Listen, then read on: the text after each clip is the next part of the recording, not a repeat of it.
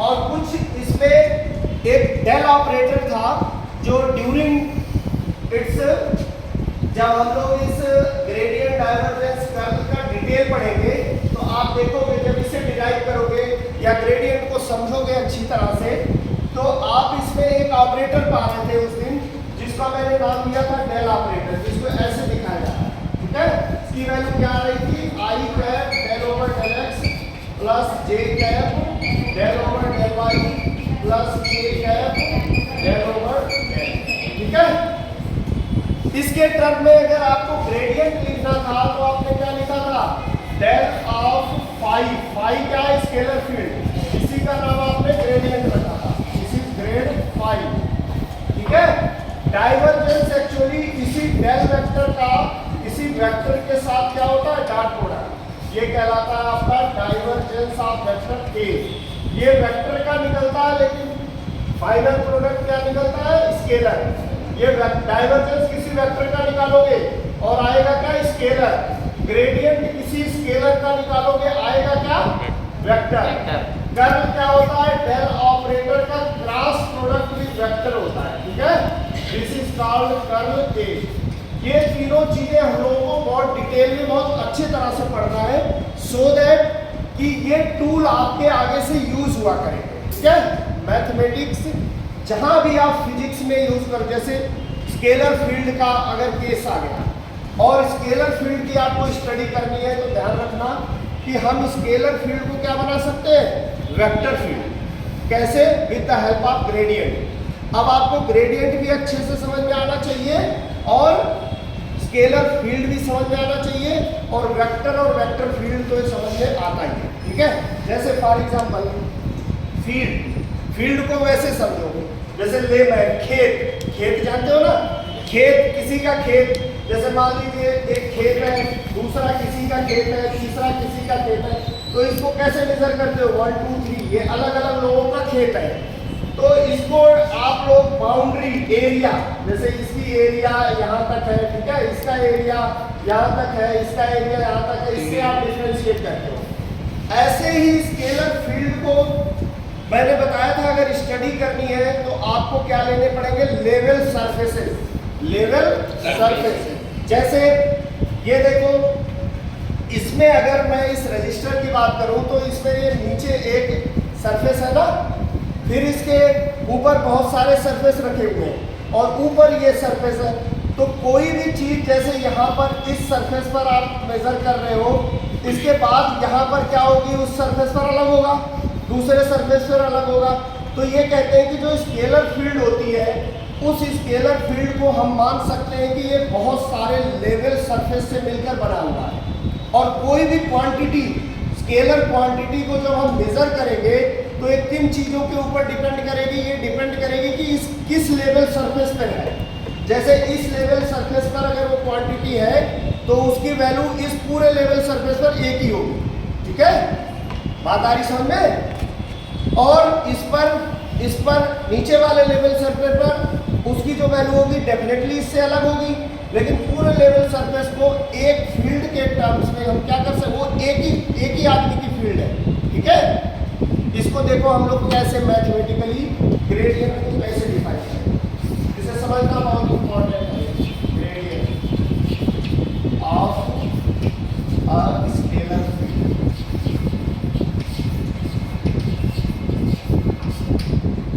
इस gradient of scalar field को समझने से पहले जैसे मैं आप लोगों को बता रहा हूं कि हम क्या करेंगे कि पूरे फील्ड को ऐसे मानेंगे कि ये बहुत सारे लेवल सरफेसेस से मिलकर के बना हुआ है। ऐसे दो लेवल सरफेस कंसीडर कर रहे हैं। लेट अस कंसीडर ये लेवल सरफेस है फाई और ये लेवल सरफेस है फाई प्लस डी फाई, ठीक।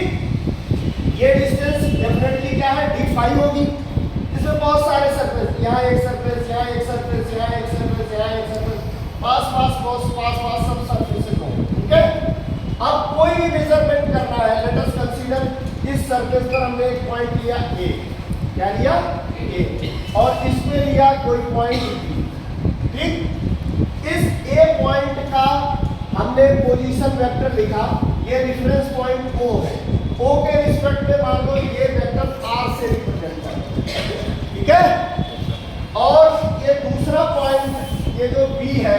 Late us consider that this is R vector plus D R vector. तो डेफिनेटली ये डिस्टेंस कितनी, ये वेक्टर कितने का हो जाएगा, डी आर वेक्टर होगा।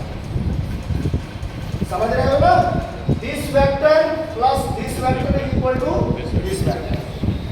ए और बी पॉइंट के बीच की डिस्टेंस कितनी है, डी आर, ठीक है। This is R vector plus this. अगर पोजीशन वेक्टर की बात करूं, position vector of this A point is R and position vector of this B point is R plus D R. तो ये डेफिनेटली कितना होगा, डी आर होगा। अब हमें क्या करना है, ये जो फाई स्केलर फील्ड है, ठीक है, ये कोई भी वैल्यू हो सकती है। से स्केलर फील्ड में क्या हो सकता है, टेम्परेचर का वेरिएशन इस पर हो सकता है, पोटेंशियल वेरिएशन हो सकता है, मास का वेरिएशन हो सकता है, ठीक है। मतलब इस सरफेस पर कितना टेम्परेचर है, से 20 डिग्री सेंटीग्रेड है तो पूरा 20 डिग्री सेंटीग्रेड रहेगा, ठीक है, हर जगह। इट डिपेंड्स ऑन पॉइंट, ये टेम्परेचर पॉइंट पर डिपेंड नहीं करेगा, ये पूरा सरफेस से T1 टेम्परेचर पर है तो ये सब T1 टेम्परेचर पर होगा। ये T2 टेम्परेचर होगा तो कोई भी पॉइंट लोगे टेम्परेचर क्या होगा, T2 होगा, ठीक है। इस तरीके के जो फील्ड होते हैं उनको स्केलर फील्ड बोला जाता है, ठीक। अब इस स्केलर फील्ड का हम चेंज निकालेंगे, क्या निकालेंगे, चेंज का मतलब किसके रिस्पेक्ट में चेंज, यहाँ देख रहे हो आप डिस्टेंस पोजीशन वेक्टर है ना, तो डिस्टेंस के रिस्पेक्ट में ही तो चेंज निकाल रहे हो। इसका मतलब चेंज इसका फील्ड का with respect to D R. ये आपको देखना है कि इसकी वैल्यू क्या निकल कर आती है, ठीक है। हमें क्या देखना है, इसकी वैल्यू, और इसी की वैल्यू अगर मैक्सिमम हो जाए, क्या हो जाए, मैक्सिमम, तो इसी को बोला जाता है ग्रेडियंट फाई। यही मैंने आप लोगों को बताया था पिछले लेक्चर पे, यही बताया था कि इस चेंज की वैल्यू क्या हो जाए, मैक्सिमम। अगर मैक्सिमम हो जाए ये चेंज, ये किस डायरेक्शन में मैक्सिमम होगा, ध्यान रखो, जब ये वैल्यू मिनिमम होगी, ये वैल्यू मिनिमम होगी तभी तो मैक्सिमम होगा।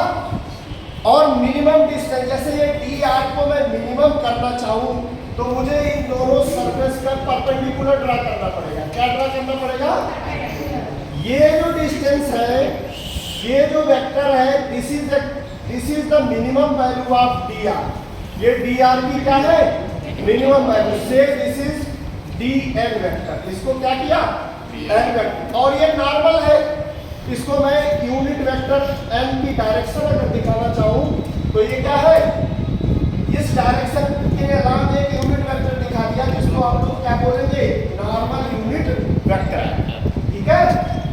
तो ये this is perpendicular distance between these two surfaces, between these two plane, that will be minimum distance. मतलब इस डिस्टेंस को अगर मैं ये कर दूं तो ये वैल्यू मैक्सिमम हो जाएगी, ठीक है। Late us consider this angle is theta. अब देखिए यहां से डेफिनेशन बनने जा रही है ग्रेडियंट। ग्रेडियंट फाई क्या होता है, gradient phi is nothing but this is maximum rate of change of this scalar field का ग्रेडियंट, मतलब मैक्सिमम रेट ऑफ चेंज, ये वैल्यू मैक्सिमम, राइट। ये मैक्सिमम कब हो सकती है, जब हम इसको क्या करें, डी फाई को, डी आर को हम एन के फॉर्म में लिखना चाह रहे हैं, आर को किसमें लिख देंगे, एन में, और डायरेक्शन क्या हो जाएगी, अब इस चीज की एक पर्टिकुलर डायरेक्शन हो गई and direction is along unit vector N. समझ आया, देखिए ये था स्केलर, ये स्केलर था, लेकिन इसका maximum rate of change, maximum rate of change, maximum change, rate नहीं, maximum change with respect to what, position. किसके रिस्पेक्ट में चेंज निकाले, ये आर एक्चुअली पोजीशन है, ठीक है, पोजीशन में। इसके रिस्पेक्ट में स्केलर फील्ड का चेंज उस डायरेक्शन में जिस डायरेक्शन में मैक्सिमम हो is actually called the gradient of that scalar quantity या ग्रेडियंट ऑफ फाई, ठीक है। बात आ रही समझ में। तो gradient of phi is nothing but this is change of a scalar quantity या scalar field with respect to what, with respect to position along a direction in which this change is maximum, this change is maximum। तो ये हो गया, बात आई समझ में। अब देखिए इसी को हम लोग वेक्टर नोटेशन में दिखाएंगे। वेक्टर नोटेशन में इन मतलब डेल फॉर्म में कैसे दिखाएंगे। आप एक काम करिए, इस ग्रेडियंट फाई को डॉट प्रोडक्ट ले लीजिए डी आर के साथ, क्योंकि ये वेक्टर क्वांटिटी है। ग्रेडियंट फाई क्या है? Vector quantity is equal to what? Del phi over del N, unit vector N का डॉट प्रोडक्ट हो जाएगा किसके साथ? D R. करेक्ट? कोई प्रॉब्लम तो नहीं?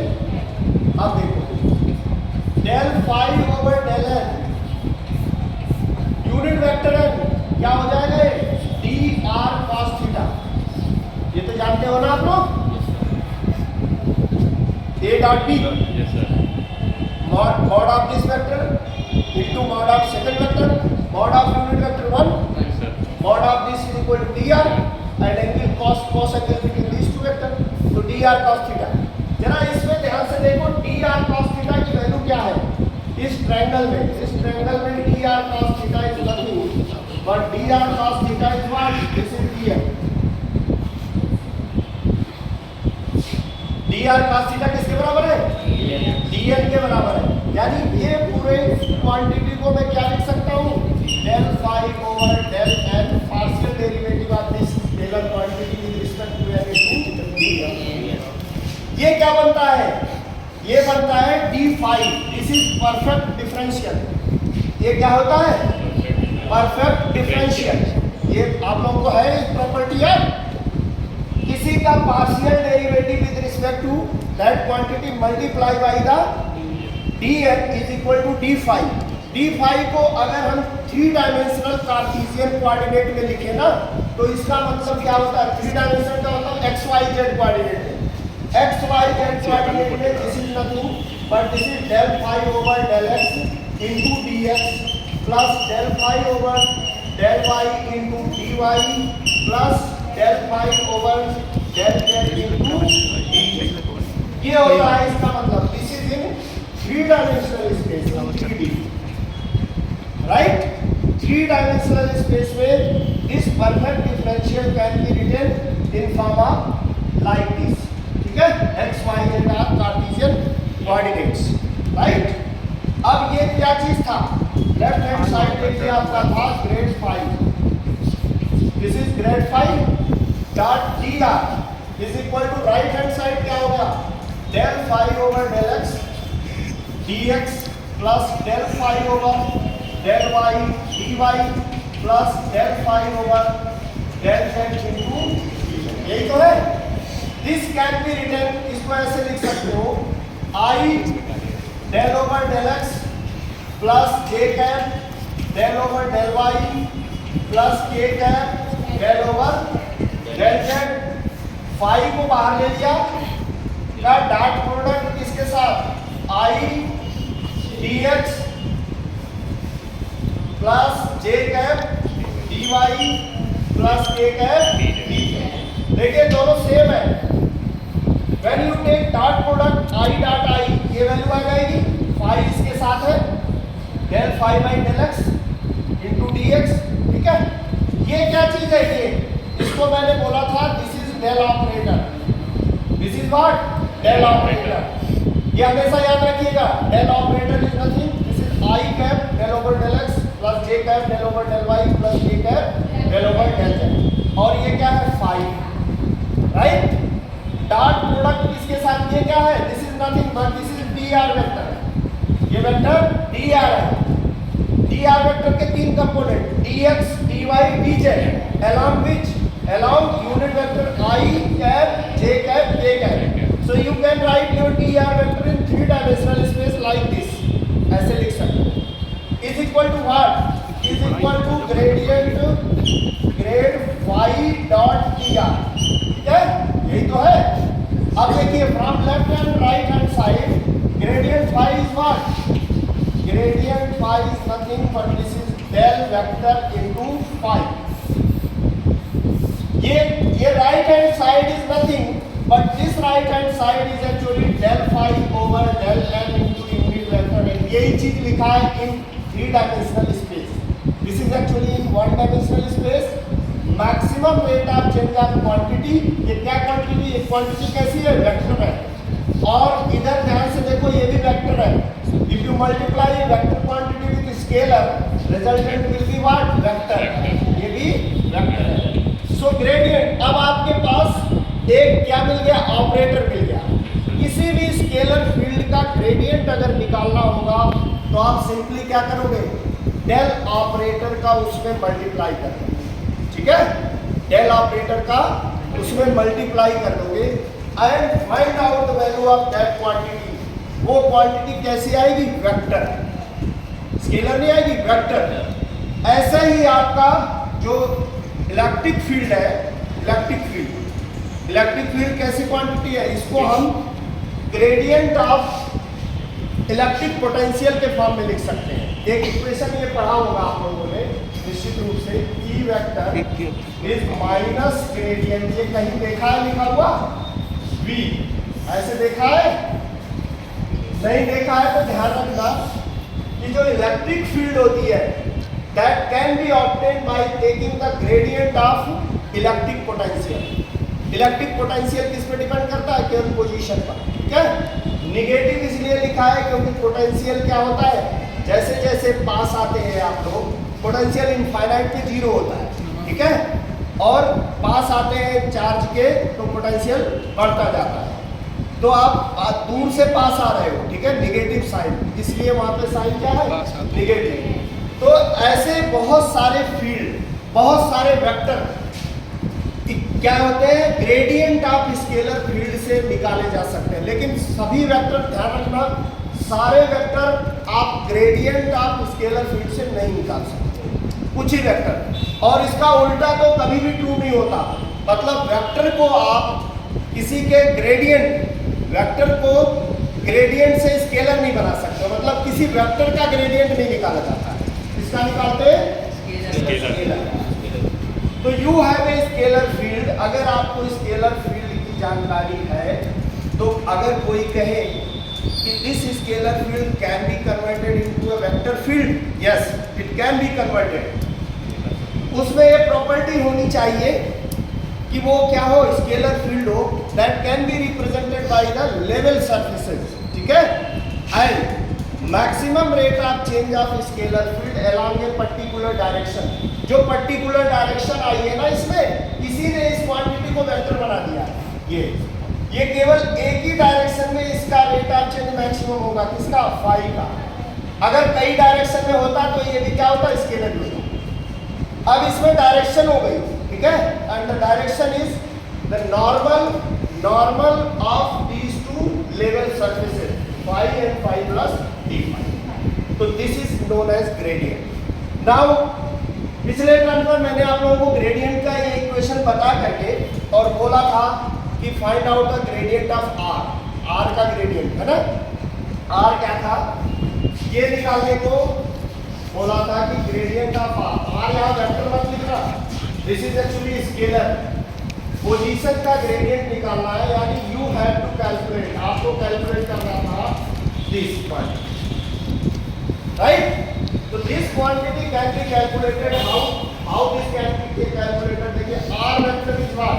Are vector is I cap x plus J cap y plus के cap z. R is nothing but this is modulus of mod of this R, magnitude of this R, and this is actually x square under root of x square plus y square plus z square, right? It can be also written like this: x square plus y square plus z square power 1 by 2. This is your R. Now you have to calculate gradient R. Grade R. This is nothing but this is del operator R. Del operator is what? Del operator is what? I cap del over del x plus j cap del over del y plus k cap del over del z. Del z. Multiply with R. R सबके साथ multiply हो जाएगा। इसका मतलब ये है you have to find out I del R over del x plus j cap del R over del y plus k cap del R over del z। ये value आपको निकालना है, ठीक है? और ये वैल्यू निकाल करके यहाँ पर रखना है। तो what is your r? R is actually x square plus Y square plus Z square power 1/2। Del over del are over del x क्या होगा? Partial derivative of this quantity. इन ये दोनों कांस्टेंट की तरह से हो जाएंगे। पहले सबसे पहले 1/2 X square plus Y square plus Z square power -1/2 -1, ठीक है। एंड अगेन फैक्टर में क्या है? ये एक्स स्क्वायर का फैक्टर है, इसका और डिफरेंशिएशन होगा, this will B 2x, right. ये इसका डिफरेंशिएशन होगा, ये इससे कैंसिल हो जाएगा। ये वैल्यू क्या निकलेगी आपको? x डिवाइडेड बाय ये अंडर रूट है, इसको नीचे ले जाएंगे, under root of X square plus Y square plus Z square. This is value of what? This is value of del are over del X. Similarly when you calculate del r over del y, क्या मिलेगा आपको? y divided by under root what? x square plus y square plus z square and del r over del z। ये क्या आएगी value? This will be z over under root x square plus y square plus z square। Now put all these values into this, ठीक है। So okay, grade are होगा, देखिए बहुत important है, और भी क्वेश्चन ऐसे करने होंगे आप लोगों को। Gradient of r is nothing but ये वैल्यू रखो i cap del are over del x. ये देखिए del are over del x की ये वैल्यू लिखी जाएगी, ठीक है। This will be x over under root x square plus Y square plus Z square plus J cap y divided by under root of x square plus y square plus z square plus k cap under z divided by under root x square plus y square plus z square, right? This is what? This is 1 by under root of x square plus y square plus z square। Common ले लीजिए, आई cap x plus जे cap y plus के cap Z. ये क्या चीज है आपका? ये are है, ये आर का मैग्नीट्यूड है, तो ये आर वेक्टर है, this is R vector and this is nothing but this is R vector का मैग्नीट्यूड। ये क्या कहलाता है? ये आर कैप आ गया, ये आ गया आर कैप, यूनिट वेक्टर, ठीक है। यूनिट वेक्टर ऑफ आर निकला, यानी gradient of a R is nothing but this is a unit vector of R. तो एक स्केलर क्वांटिटी लेकर चले थे आप, क्या निकल आया? ठीक है। Similarly you can find out many value, बहुत सारी वैल्यू मैं देंगे आपको निकालने का। जैसे कोई कहे आर स्क्वायर का वैल्यू, आर क्यूब का ग्रेडियंट निकालो, what is the value of this gradient r square? You can calculate this value is equal to what, ठीक है। ये सारी वैल्यू अब आपको कैलकुलेट करना है। तो gradient of a scalar field is nothing, definition अगर लिखनी है तो this can be gradient of a scalar field can be defined as the rate of change of scalar field along a direction in which this change is maximum, ठीक है। along a direction in which this change is maximum। कौन सा change? Scalar field में change, ठीक है। किसके respect में? With respect to position. Change of scalar field with respect to position जिस डायरेक्शन में मैक्सिमम हो, ठीक है, वो वैल्यू क्या कहलाती है? Gradient of scalar field, right. और किसी भी स्केलर फील्ड का ग्रेडियंट अगर आपको निकालना है mathematically, this is now A mathematical tool. आपको एक जैसे प्लस, एडिशन, सब्ट्रैक्शन, मल्टीप्लिकेशन और डिवीजन आपके पास मैथमेटिकल टूल होते हैं ना। दो क्वांटिटी दे दी जाती है, जोड़ना है तो जोड़ देते हो, ठीक है। वेक्टर सम निकालना है टू वेक्टर का, आप आसानी से निकाल देते हो। Subtraction of two vector, multiplication of vector, cross product, dot product सब जानते हो। अब अगर आपको ग्रेडियंट कहे कोई निकालने को तो ग्रेडियंट भी निकाल सकते हो, ग्रेडियंट स्केलर क्वांटिटी का देगा, ठीक है, और आपसे कहेगा क्या निकालो, इसकी वैल्यू क्या होगी। तो आप सबसे पहले समझ जाओगे कि इस क्वांटिटी का मैं ग्रेडियंट निकालूंगा तो क्या आएगा, वेक्टर आएगा, ध्यान रखना। यानी स्केलर फील्ड का क्या आएगा, वेक्टर फील्ड में कन्वर्जन करने जा रहे हो आप लोग। ध्यान रखना कि सारी वेक्टर फील्ड हमेशा स्केलर फील्ड से नहीं निकलती है। मैंने आप लोगों को ये बताया कि हर वेक्टर फील्ड का नेचर ऐसा नहीं होता। अब आप सोच सकते हो कि क्या सारे वेक्टर फील्ड जितनी होती है वो सब ग्रेडियंट ऑफ स्केलर फील्ड से निकाली जा सकती है? नहीं, कुछ ऐसी फील्ड होती है, जैसे उसका एक एग्जांपल मैंने आपको दिया, इलेक्ट्रिक फील्ड। इलेक्ट्रिक फील्ड को हम कैसे निकाल सकते हैं, by gradient of electric potential. Electric potential का अगर ग्रेडियंट निकाले तो क्या आएगा, रिजल्टेंट आएगा इलेक्ट्रिक फील्ड। मतलब एक स्केलर क्वांटिटी को हमने किस में कन्वर्ट कर दिया, वेक्टर क्वांटिटी। तो this is not always true, ठीक है, ये हमेशा ट्रू नहीं है। कुछ स्पेशल टाइप की स्केलर फील्ड को ही हम लोग वेक्टर फील्ड में कन्वर्ट कर सकते हैं, ठीक है। तो आपसे वही क्वेश्चन पूछा जाएगा जिसमें scalar field can be converted into vector field. इसका उल्टा कभी ट्रू नहीं होता, ध्यान रखना।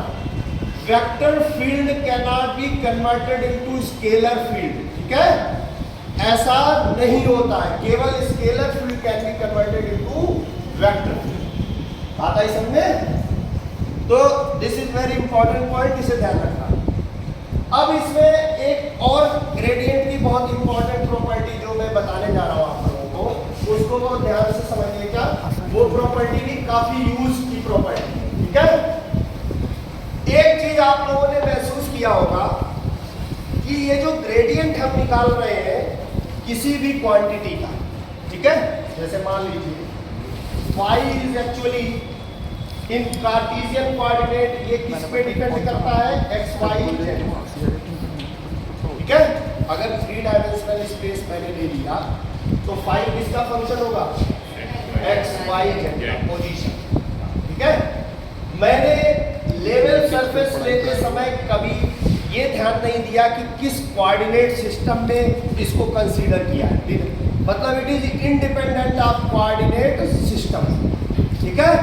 Level surface independent of coordinate system. जैसे फॉर एग्जांपल ये 3 डायमेंशनल स्पेस है, इसमें टेम्परेचर की अगर मैं बात करता हूँ, एक surface let us consider a surface X Y plane consider किया, ठीक है, तो और इसमें बोल दिया कि दिस इज T1 टेम्परेचर।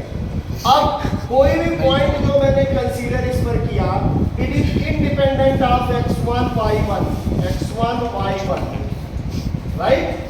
दूसरा भी पॉइंट लिया, उसमें भी टेम्परेचर क्या होगा, T1 होगा। It is of phi, level surface does not depend on coordinates. ये कोऑर्डिनेट सिस्टम के ऊपर डिपेंड नहीं करता। ये बहुत इंपॉर्टेंट प्रॉपर्टी है, ध्यान रखना। ये जो ग्रेडियंट फील्ड है, it is independent of coordinates, right. ये जो चेंज है, इसका जो चेंज मैं ले रहा हूं, ये कोऑर्डिनेट इंडिपेंडेंट है, राइट। ये किस पे डिपेंड करेगा, ये पॉइंट पर केवल डिपेंड करता है। ये फंक्शन जैसे पोटेंशियल आपने सुना होगा, पोटेंशियल जो फंक्शन होता है it is independent of path. किस पाथ, किधर से आप सरफेसेस कंसीडर कर रहे हो, किस रास्ते से आप जा रहे हो, आंसर निकाल रहे हो, उसके ऊपर डिपेंड नहीं करता। ये इनिशियल स्टेज और फाइनल स्टेज पर, मतलब पॉइंट फंक्शन होता है। क्या होता है, point function. In spite of being path function, ये क्या होता है, पॉइंट फंक्शन। ये बहुत इंपॉर्टेंट प्रॉपर्टी है, इसको ध्यान रखना। किसी चीज को अगर हम प्रूव करके दिखाएं तो कैसे दिखाएं, ठीक है। इसी को अगर प्रूव करके दिखाएं तो कैसे दिखाएं, देखिए। सबसे पहले आपको आगे पता चल गया होगा कि अगर हमारे पास एक स्केलर फील्ड है और इसके ग्रेडियंट की बात अगर आपको करने को कहा जाए तो definitely this will be what, this will be a vector quantity written in terms of del operator. Del operator is a operator in a Cartesian coordinate of 3 dimensional system. इसमें 3 डायमेंशनल कार्टेशियन कोऑर्डिनेट सिस्टम का ये क्या है, एक vector ही तो है। This is what, this is i cap del over del x plus j cap del over del Y plus के कैप डेल। ये वैल्यू आपकी एक वेक्टर क्वांटिटी ही तो है, this is a vector quantity, लेकिन ये वेक्टर किसमें है? 3 डायमेंशनल स्पेस। देखिए del over del X, del over del, ये क्या है? वेक्टर है। किस स्पेस में? 3D वेक्टर है। वेक्टर कैसा है? 3 डायमेंशनल वेक्टर, राइट। ये आपका ग्रेडियंट जो है किसी स्केलर फील्ड का निकाला और फाइनल रिजल्ट आपका क्या आया? Scalar field. अब से दिस इज अ वेक्टर के, मान लो हमने इस वेक्टर इसको क्या मान लिया? वेक्टर के। अब हमें देखना है कि ये जो वेक्टर है ये ग्रेडियंट वैल्यू किस पे डिपेंड करती है? ये ग्रेडियंट वैल्यू क्या ये पाथ डिपेंड करती है, पाथ के ऊपर डिपेंड करती है, पोजीशन पे डिपेंड करती है? तो अभी आप पाओगे कि अगर हम इस ग्रेडियंट फाई का अगर हम क्या निकालते हैं? Close integration. ये इंटीग्रेशन जानते हो? This integration is called close integration. तो ये हमेशा क्या आएगा? 0 आएगा। This will coming out to be 0। एक बहुत इंपॉर्टेंट बात आपको बता रहा हूं, ये बहुत ज्यादा पूछा जाता है। ऐसे स्केलर फील्ड जिनका आप लोग ग्रेडियंट निकाल पाते हो, जिनका ग्रेडियंट निकाला जा सकता है, उन सभी स्केलर फील्ड को लैमिलर फील्ड बोला जाता है। इनका एक स्पेशल नाम है। क्या नाम है? हाँ, लैमिलर फील्ड या आर। This is called non curl field. क्या बोला जाता है? Non curl field. कर्ल का मतलब होता है लाइक दिस, जैसे मैग्नेटिक फील्ड है, कर्ल का मतलब क्लोज कर, कर्ल का मतलब क्लोज कर। ये फील्ड इस तरह की नहीं होगी, इस तरह की नहीं होगी। अगर इस तरह की फील्ड के लिए आप ग्रेडियंट निकालते हो, say this is field phi and you calculate gradient phi of this field, that value comes to out to be 0। Field कैसी होगी? ओपन होगी, like this electric field. Say plus q charge is here, so this is the direction of electric line of forces, electric field. इस तरीके की field होगी, इसका gradient non zero होगा। Gradient of this quantity is non zero, this can not be equal to 0। But gradient of this field, magnetic field का gradient क्या होता है? 0। अगर आपसे कहे डेल ऑफ B निकालो, this will be 0 because magnetic field is curly in nature। ये कैसी होती है? curly in nature। while electric field has divergence। ये क्या है? ये डाइवर्ज करती है। इसके ग्रेडियंट की वैल्यू नॉन जीरो होगी। Gradient of electric field will be non zero. बात समझ में आया? तो electric field is nothing but this is lamellar field. जितने फील्ड का आप ग्रेडियंट निकाल सकते हो या जितनी वेक्टर फील्ड स्केलर फील्ड के ग्रेडियंट से निकाली जाती है, they are called lamellar field, right. And this can also be written as non curl field. इनके कर्ल की वैल्यू क्या आएगी? 0। ठीक है, अगर इनका कर्ल क्या हो, जिनका ग्रेडियंट आएगा उसका कर्ल 0 आएगा, जिसका कर्ल नॉन जीरो होगा उसका ग्रेडियंट 0 होगा। दोनों एक दूसरे के क्या है? अपोजिट। लैमिलर का मतलब होता है non curly, diverging in nature. ठीक है, तो ध्यान रखिएगा, ये कैसे आप प्रूव कर सकते हो? अगर आप close integration of gradient of this phi, ये क्या है? ये एक वेक्टर ही तो है, यानी close integration of a dr if this value is coming out to be 0, this is nothing but this is gradient। यहाँ आपने ग्रेड फाई को क्या मान लिया है? Grad phi is the vector a। अगर आप इसे प्रूव कर दो, ठीक है, कि close integration of gradient of a scalar field is equal to 0, it means what? It is lamellar, it means it's gradient. ये क्या है? कर्ल इसका क्या है? 0। ये सीधा इसका मतलब होता है this implies that curl of A is 0, right. और ये किससे? अगर कर्ल किसी का 0 है, that can be represented by the gradient of a scalar field. यानी ए और कुछ नहीं होगा बल्कि क्या होगा? Gradient of a scalar field. Let us prove. इसका प्रूफ देखो कैसे होगा। ये बहुत इंपॉर्टेंट क्वेश्चन है जो मैं आप लोगों को इस समय बता रहा हूँ। ये जो फील्ड लैमिनर फील्ड ये समझ नहीं पाते हैं कि what is the meaning of laminar field, what is non curl field, what is curl field, what is divergence field, ये सब कैसे समझ सकते हो आप, ठीक है। तो if you prove this, late us consider that we have 2 points, a point P and Q,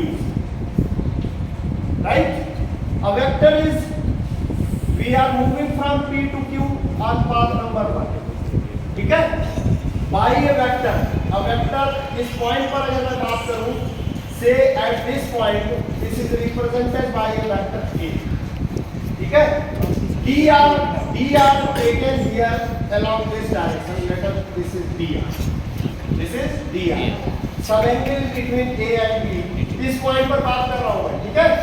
फिर उसे इंटीग्रेट करूंगा p से q तक, path this, and then a path, second path is also considered, say this is path number 2, ठीक है। अगर पूरा p से q पर जाए और फिर q से p जाए तो ये पूरा क्लोज कर्व होगा, ठीक है। अब इस कंप्लीट क्लोज कर्व के लिए मैं क्या निकालूंगा, सबसे पहले तो देखिए gradient a vector is what, a is nothing but this is gradient of phi, यही तो लेके चल रहे। we have to calculate integration from p to q, definite integration of this a vector dr, यहां से लेके यहां इस वेक्टर की, जब ये यहां होगा तो ये वेक्टर की direction will be like this, यहां होगा यहां, हर जगह पर इस ए वेक्टर के साथ dr का डायरेक्शन मिल रहा है, तो वी टेक लाइक दिस, ठीक है। This is what a dot dr, इसकी वैल्यू कैसे कैलकुलेट होगी, इसकी वैल्यू देखिए, a is nothing p to q, this is gradient, this is gradient of phi dot dr, this is what, this is p to q, gradient phi, del phi over del l, unit vector and dot, ये भी vector है, ये भी vector, ये तो vector है, ये dot dr,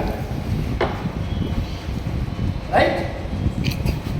इसको सॉल्व करिए, this is what, p to q del phi over del n, this is dr cos theta, dr cos theta किसके बराबर होता था, dr cos theta is what, dn, this is dn is equal to dr cos theta, अभी prove करके आए आप, yes sir, it means integration of a dot dr from p to q, integration a dot dr is nothing but this is equal to integration p to q d what, d phi, right, yes sir, correct। अब इसका integration, इस differentiation का integration बड़ी आसानी से करोगे, इसका value क्या आएगा, phi एट लिमिट रखोगे q, phi at q minus phi at p, say here it is independent of path, ये पाथ पे इंडिपेंडेंट हो गया, ठीक है। अगर 1 से 2 पर जा रहे हैं, ये है via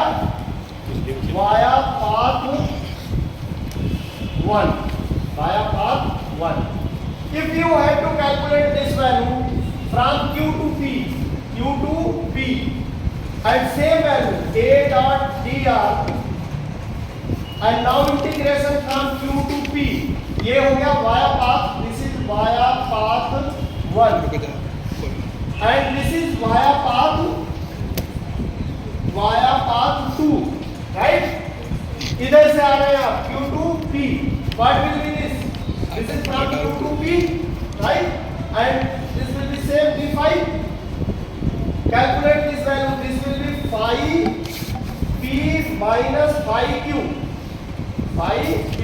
this is equation 1, this is equation 2। for close integration, अगर इन दोनों इंटीग्रेशन को हम लोग जोड़ दें, क्या करें, now this integration will be close कर, क्योंकि p से हम कहाँ जा रहे हैं, q, और q से फिर कहाँ जा रहे हैं, p, तो this will be close integration, ठीक है। Close integration of a dot dr is nothing but this will be what, 0। It means अगर हम किसी ग्रेडियंट क्वांटिटी का, किसी स्केलर फील्ड को वेक्टर बनाया by taking it's gradient and then we are calculating that this gradient is actually independent of path। ये path पे independent होता है। ये किस पे डिपेंड करता है, केवल कोई पॉइंट पर, पॉइंट फंक्शन है gradient. And for a closed curve the gradient value of the gradient will always comes to equal to be 0। इसका क्या मतलब है? इसका मतलब है ये जो ग्रेडियंट है ये कैसा है, ये नॉन कर्ली है। ये कैसा है, yes, this is non curl field. अगर आपसे कहीं प्रूव करवाएगा, कहीं एक स्केलर दे देगा फील्ड और पूछेगा कि whether this field is lamellar, whether this field is non curl, whether this field is curl, तो क्या करोगे, उसका क्या निकालोगे, ग्रेडियंट। अगर उसके ग्रेडियंट की वैल्यू क्या आ जाए, 0, तो फील्ड कैसी होगी, अगर ग्रेडियंट की वैल्यू 0 आ जाए। अभी ये उल्टा समझ रहे हो आप लोग। जिसको आप ग्रेडियंट, जिस स्केलर फील्ड को ग्रेडियंट से निकाल पाओगे वो कैसी होती है, नॉन कर्ल। यानी वो कैसी होती है, फील्ड का नाम क्या होता है, लैमिलर, ठीक है। और ग्रेडियंट नॉन जीरो आए तो फील्ड कैसी होगी, कर्ली फील्ड होगी, ठीक है, यानी नॉन लैमिलर। तो चेक करने को देता है, क्वेश्चन बहुत इंपॉर्टेंट आता है कि check whether this field is lamellar और non lamellar, check this field is curl और नॉन कर्ल फील्ड। तो you first take the gradient of that scalar quantity. If the gradient is non zero, gradient is non-zero, then field will be curl. Gradient अगर gradient 0 है तो curl है, नहीं सही बोल रहा। ग्रेडियंट अगर 0 है तो, ग्रेडियंट 0 है तो कैसा है, भाई ग्रेडियंट जिसका होगा वो डाइवर्ज होगी फील्ड। जो फील्ड का ग्रेडियंट होगा वो डाइवर्ज होगा। कंफ्यूज क्यों हो रहे हो? जैसे इसका सबसे बेस्ट एग्जांपल इलेक्ट्रिक फील्ड है। इलेक्ट्रिक फील्ड ग्रेडियंट आप वेक्टर पोटेंशियल से निकालते हो ना, sorry electric potential. Electric potential का ग्रेडियंट क्या होता है, इलेक्ट्रिक फील्ड। इलेक्ट्रिक पोटेंशियल का ग्रेडियंट क्या होता है, इलेक्ट्रिक फील्ड का। इलेक्ट्रिक फील्ड कैसी होता है, डाइवर्जिंग। डाइवर्जिंग का मतलब नॉन कर्ल, नॉन कर्ल का मतलब लैमिलर, ठीक है। उसका ग्रेडियंट, और जिसका ग्रेडियंट 0 होगा उसका क्या होगा, वो फिर कर्ल। ग्रेडियंट 0 का कर्ल होगा, और ग्रेडियंट जिसका 0 नहीं होगा वो फील्ड होगी डाइवर्जेंट, राइट। तो एग्जांपल इसका इलेक्ट्रिक फील्ड और magnetic field are the best example. Magnetic field कैसी होती है, कर्ल, इसके कर्ल की वैल्यू होगी, ठीक है। लेकिन ग्रेडियंट निकालोगे मैग्नेटिक फील्ड का तो क्या आना चाहिए, 0, it will be equal to 0। Electric field कैसी होती है, divergent in nature, it is non curl. Non curl का मतलब इसके ग्रेडियंट नॉन जीरो होगा, ग्रेडियंट विल बी, ठीक है। तो इतना कुछ आपको ग्रेडियंट में करना है, this is all about gradient, ठीक है।